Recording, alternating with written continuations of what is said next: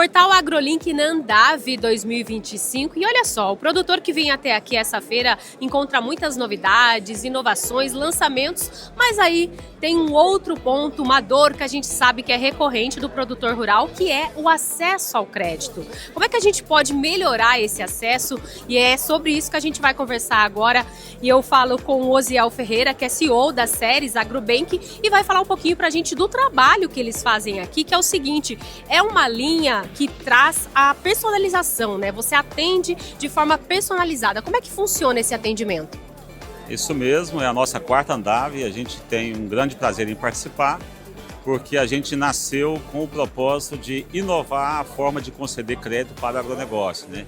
Enquanto você tem as principais estruturas financeiras tradicionais em cima de contratos com modelo próprio, a gente trabalha muito na customização. Então, o nosso grande diferencial é estar muito próximo aos clientes, a gente tem um time comercial bastante regionalizado, uma forma de olhar esse crédito de forma bastante customizada e uma análise fundamentalista, olhando cada variável, cada detalhe, como que é a cultura, como que é o ciclo financeiro desse tomador de recurso e a partir daí a gente desenvolve a solução mais adequada para aquele momento do nosso cliente. Agora falando um pouquinho sobre a presença de vocês aqui na Andave, já é o quarto ano, qual que é o crescimento, como que a gente compara, né, se a gente for fazer esse comparativo de dados da Andave 2024 para esse ano? Perfeito. O nosso time, né, comercial, a gente já ampliou bastante ele, então já tem, a gente chegou em novos estados, a gente acabou de chegar também na região Nordeste, a gente tem a região de Luiz Eduardo Magalhães, região de Tocantins, região de Imperatriz, são regiões novas que a gente abriu e está com uma presença comercial bem forte lá.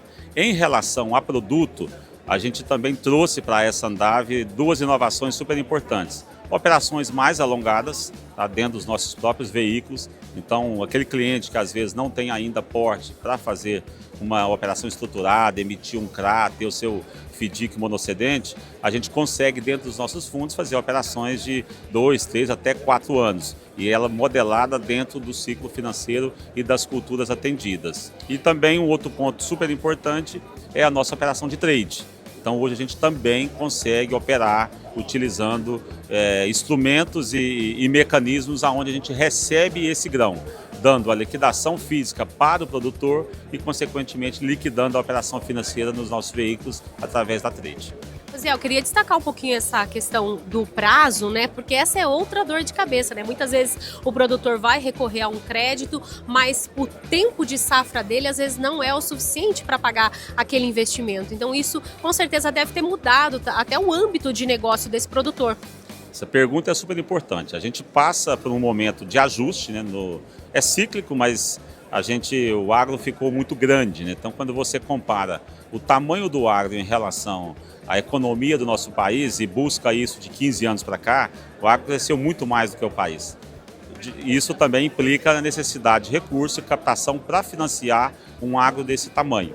À medida que você consegue ter operações mais longas, mas casada com um bom conjunto de garantias, né? Usando o grão como garantia também através da trade, conforme eu comentei, mas você consegue encaixar essa estrutura num prazo mais longo, você dá fôlego para que a cadeia toda do agro consiga se desenvolver e crescer mais. Osiel, agora um assunto que eu quero abordar, que é o assunto do momento, né? Como a gente fala, quando a gente fala em economia, em até questão geopolítica aí, que é a questão do tarifaço, né? Uma taxa bem diferente do que estava sendo praticada, imposta pelos Estados Unidos para produtos brasileiros. A gente sabe que tem uma lista grande com produtos que estão na exceção, mas eu queria entender se para vocês, se para esse mercado de crédito, isso pode impactar a médio e longo prazo.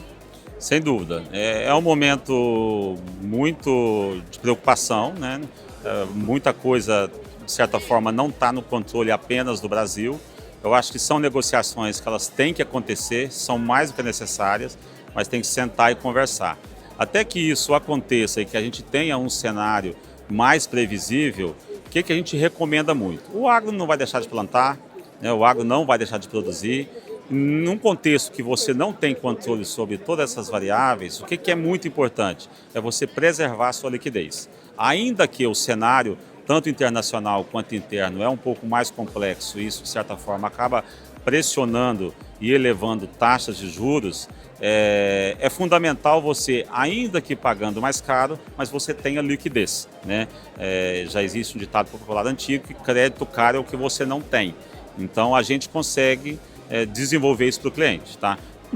Variáveis, né, como taxa de juros, não está na nossa mão, isso é mercado, isso é Brasil, é geopolítica, é internacional, mas dentro do cenário desse contexto, preservar a liquidez e desenvolver estruturas alternativas de captação de crédito é fundamental.